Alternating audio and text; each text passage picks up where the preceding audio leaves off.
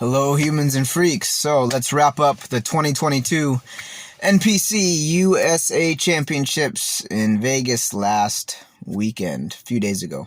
All right, so to get right to the point, starting with myself, what I learned, where and how I messed up. I did not get the big victory, but the small victory. And what I mean by that is this. So I placed fourth. I had 3 guys in front of me, 3 guys behind me. So I finished right in the middle of the pack. And, you know, as I said in my previous videos, this was my first attempt at a national contest, and I chose the toughest one to do.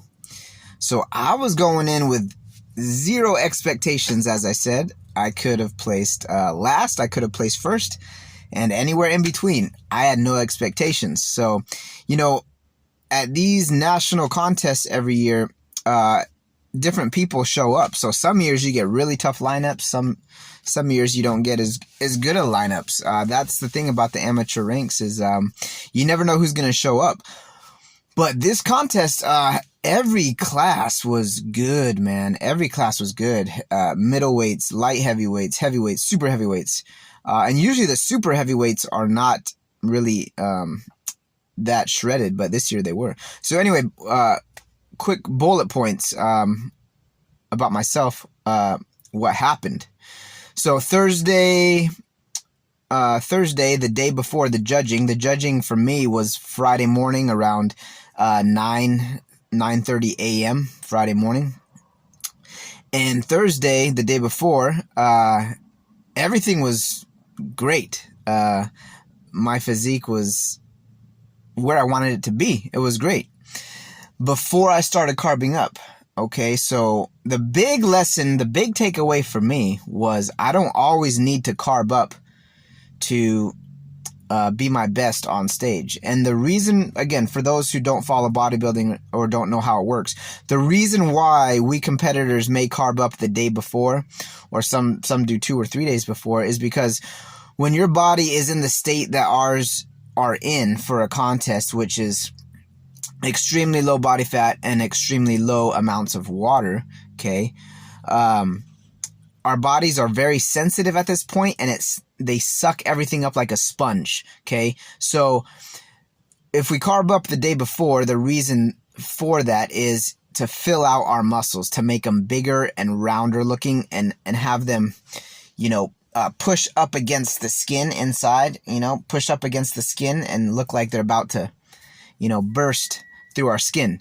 Okay, so that's called being full for a contest. So if someone is full for a contest, that's what that means. The danger, okay, and this is what happened to me, the potential danger of carbing up, so it's a gamble. If you carb up and the carb up process works good, then hey, you're in shape, you still have all your lines showing, all your definition is showing, and you're full, your muscles are full. So that's the best of both worlds, but that's a very hard balance to achieve. So the danger of carbing up is if you carb up too much, which is what I did, your body will start to hold excess amounts of water and start to blur your definition and your lines, okay? And that crispy onion skin that you had before, okay? Like an onion, the skin on an onion is very thin, and you can see everything firing, all the muscle fibers firing, the veins, everything, okay, when you're in that condition. So, I started carbing up Thursday night before the contest Friday morning.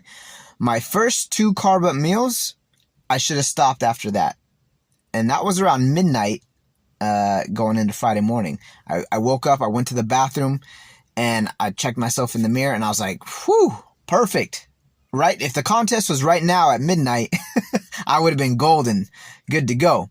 But I had 10 more hours to go.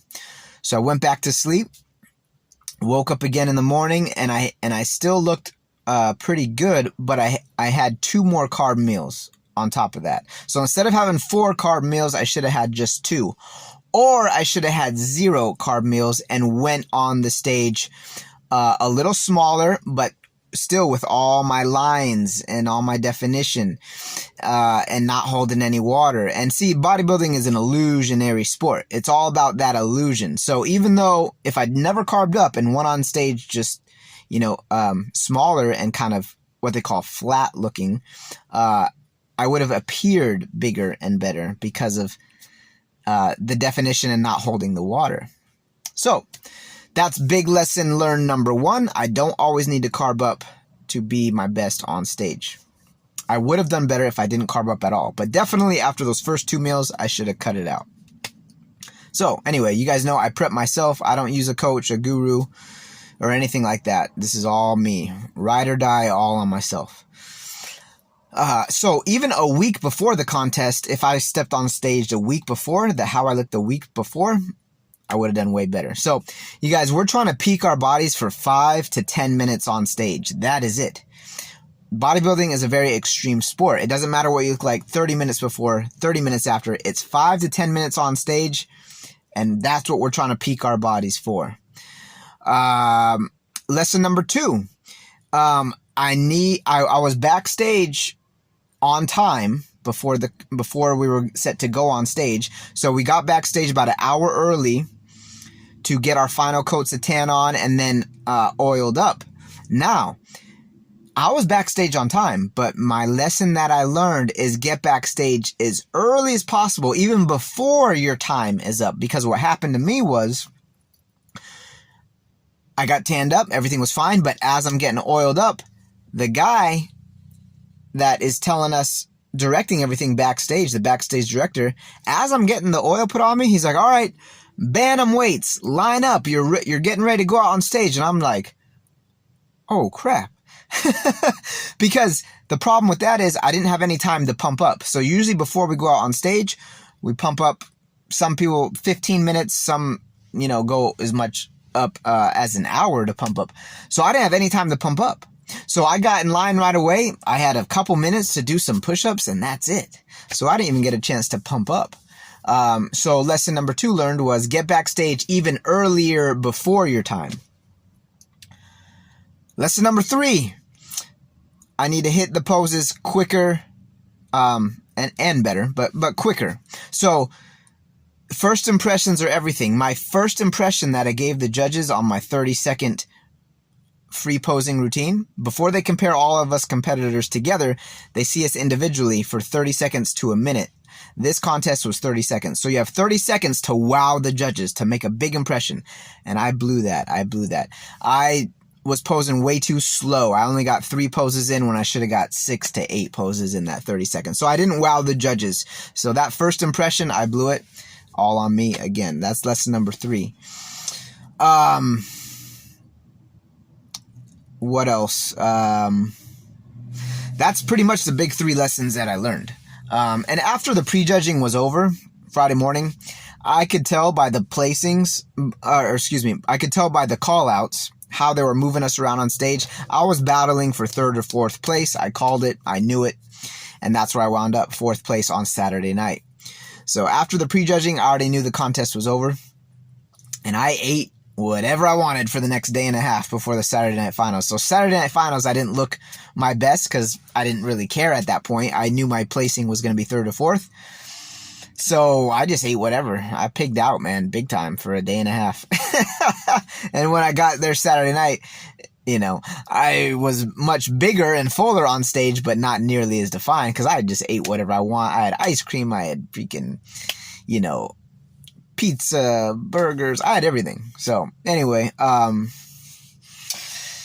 yeah, so where do I go from here? Like I said, this was my first national contest. The small win is this, though. If you place top 5 at a national contest, I don't have to re-qualify by winning these local shows or regional shows anymore. I'm now qualified as a national competitor, so that's the good news. I didn't get the first, but I'm now qualified to compete on the national level. I don't need to re-qualify for that, so that's good. So I'm probably going to wait another year and do the USAs again in 2023. I may do another national contest before then, but probably not. And guys, I only weighed in at 136.6 on Friday morning. or excuse me, Thursday night. Yeah, Thursday before the contest. Not carved up or anything. I weighed in at 138 on the scale outside, but that was with shirt on, some pants on. And then when they weighed me on the official scale and just my posing trunks, I weighed 136.6. So, dude, I can literally gain 7 to 10 more pounds of actual stage muscle, which is a lot. Stage weight, actual contractile muscle tissue, real muscle, I can gain 7 to 10 pounds in the bantamweight class. So the goal from now on for the next year, put on size. And mainly in my legs, I would say legs and arms. Bigger legs, bigger arms. So I'm happy about that. I got plenty of size to put on in the bantamweight division. What else? What else? Some headlights flashing on me right now.